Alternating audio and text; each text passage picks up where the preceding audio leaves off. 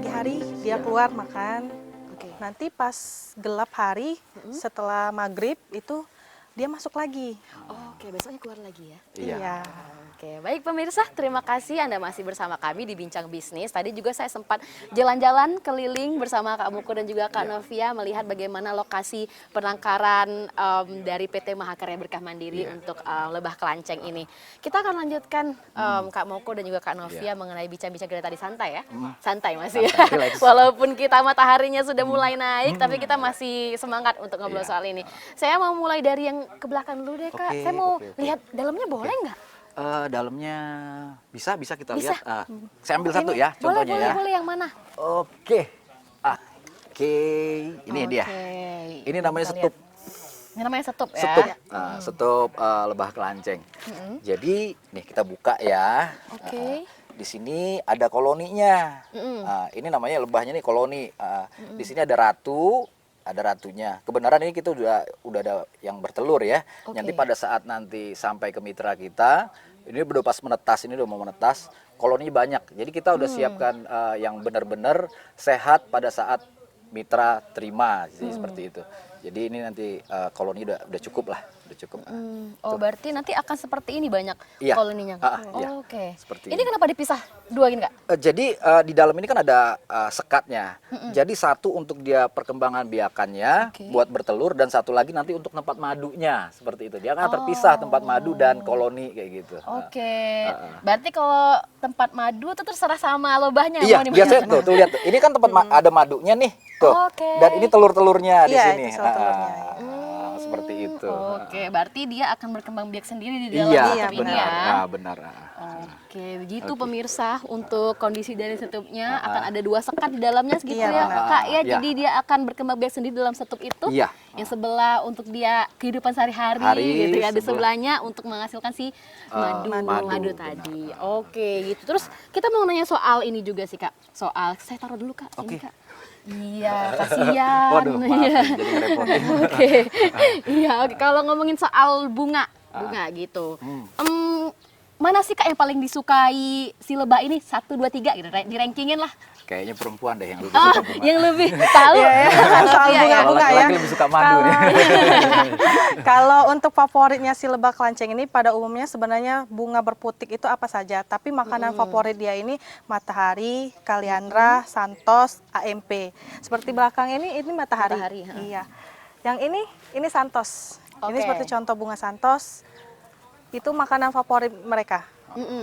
Oke, kalau misalnya soal putiknya dia kan ya? Atau apa yang diambil? Dia ngambil di nectar di bunga itu yang bakal menghasilkan madu tadi. Kalau banyaknya nectarnya itu beda-beda nggak tiap bunga? Itu tergantung dari bunganya sih. Tapi kebanyakan nectar itu memang menghasilkan madu itu memang bagus untuk lebahnya gitu. Intinya bunga yang berputik sari itu. Oke, berarti bebas sebenarnya ya, Kak ya, sebenarnya mau seberapa banyak bunganya gitu. Yang penting ada dari ketiga ataupun keempat jenis tadi ya. Favoritnya. Kalau soal yang tadi pohon mangga? Pohon mangga tadi buat ini aja pendukungnya karena untuk itu kita butuh namanya resin. Jadi kan resin itu yang bergetah-getah itu loh. Ya seperti tadi pohon mangga, pohon sawo, pohon nangka kayak gitu kan. Ya kurang lebih seperti itu lah. Dia pada siang hari nanti dia akan ambil itu. Jadi kalau saran saya kalau misalnya ada di rumahnya ada pohon mangga, kita dicacah-cacah aja tuh pohon mangganya. Nanti kan keluar getahnya. Nah, dari situ dia akan dapat sumber makanannya seperti itu. Berarti dia suka si getahnya juga. Iya, gitu. karena itu salah satu yang dibutuhkan untuk membuat sarang madunya kayak gitu. Iya, seperti itu. Kalau nggak ada berpengaruh Kakak? Pengaruh. Dan nanti kita nggak dapat sarang madu yang baik, dia lebih ke untuk bertelur. Nanti kelihatan waktu kita panen, itu kita ada QC control ya. Jadi kita lihat, kita buka, itu biasanya lebih banyak ke telur. Lebih banyak ke telurnya dia. Oke. ke koloni, nggak ke madu jadinya karena dia untuk membuat sarang madunya itu kurang kayak gitu. Kalaupun ada sarang madunya nanti itu hasilnya nggak maksimal kayak gitu. Oke.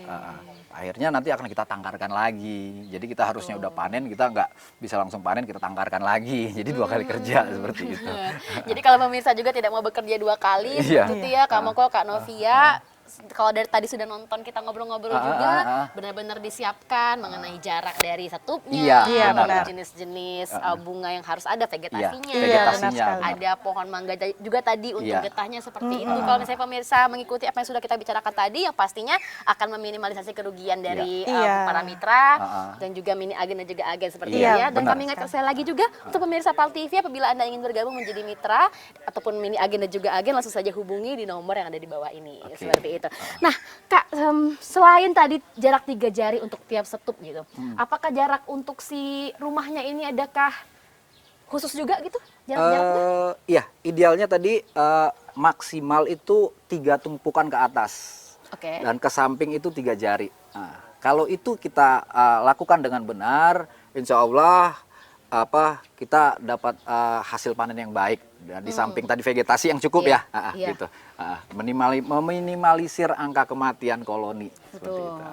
Ini cuma satu ini ya Kak, satu ukuran ya ini rumahnya. Enggak, sebenarnya itu tergantung fleksibel, tergantung mitra kita ya. Oke. Tapi yang jelas kalau bisa itu di outdoor seperti itu. Enggak terlalu dapat langsung cahaya, kayak gitu. Kalau baru satu setup gimana Kak? Nggak apa-apa, nggak satu setup juga nggak apa-apa kayak Taruhnya gitu. di mana tuh taruhnya? Bisa aja di luar rumah apa di mana kayak gitu. Yang penting kita hindari dari predatornya. Kita jauhkan dari semut, dari cicak, dari burung-burung seriti, predatornya. Itu aja. Oke, gitu. jadi berarti walaupun nggak harus 10 setup gitu ya, satu setup masih boleh? Boleh satu Boleh, setup. satu setup. Boleh. Tapi kalau semakin banyak setupnya kan kita semakin banyak penghasilannya kayak gitu. Kalau satu setup Kak, apakah harus ditaruh di yang tepat agak tinggi atau kayak gimana? Bisa nanti mungkin kalau ini buat nggak terjangkau anak-anak ya, anak-anak Oke. suka jahil apa gimana dari biar dia aman aja lah, nggak apa-apa. Agak tinggi nggak apa-apa. Iya, sekali lagi nih Kak, boleh nggak sih diinfoin kalau sebenarnya lebah ini kan nanti takutnya tetangga pada nanti nyengat lah gitu. Enggak. Kalau lebah kelanceng, ini lebah kita lebah kelanceng bahasa inilah apa? Trigona levisef. Ini ukurannya sangat kecil dan tidak menyengat. Jadi sangat aman untuk lingkungan itu enggak jangan takut disengat kayak gitu. Dia aman kok. Dia bisa ajak main-main kayak lalat apa gimana gitu. Aman loh, enggak menyengat. Diajak foto bisa ya Kak, biar Bisa. estetik, instagramable Selfie, gitu selfie, ya. iya. Dia juga berbau nggak kira-kira Kak? Enggak, sama sekali enggak. Sama sekali nggak berbau, Nggak jadi berbau.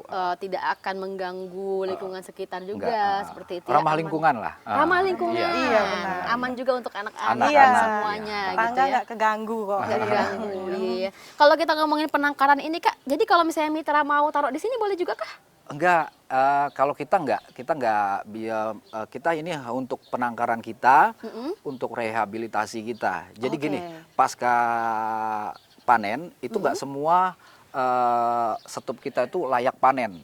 Oke. Jadi ada yang misalnya belum layak panen, itu akan kita tangkarkan di sini dulu untuk kurang lebih 1 bulan dari 2 bulan baru nanti kita panen seperti itu.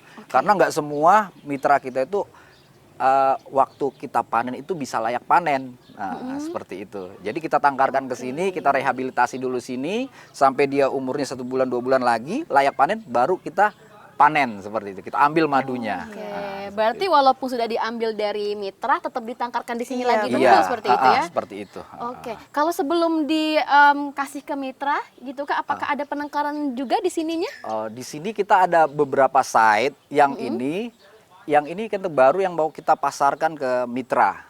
Dan ada yang di sebelah sana itu yang sudah siap kita panen. Jadi kita tangkarkan di sini dulu, baru nanti kita kirim ke Jawa Barat untuk diproduksi, seperti diambil madunya dan dipecahkan koloninya, seperti itu. Oke, berarti memang ada kotak-kotaknya juga gitu ya. Iya. Ini untuk yang persiapan mau dikasih, Iya, ini juga yang sudah Iya. mau panen, Iya, seperti benar, itu ya seperti Kak itu. ya. Oke, nanti kalau misalnya ke kantor langsung akan ketemu sama customer service-nya Iya. langsung Kak Novia Iya. dan juga mungkin Kak Moko gitu Iya. ya.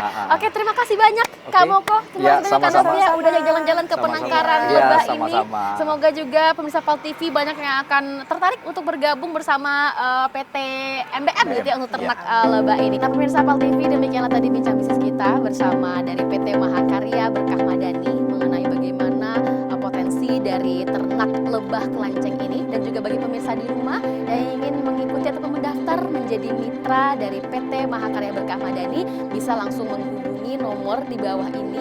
Jadi jangan lupa untuk menghubunginya. Dan terima kasih sudah menyaksikan bincang bisnis hari ini. Sampai jumpa di bincang bisnis berikutnya. Bye.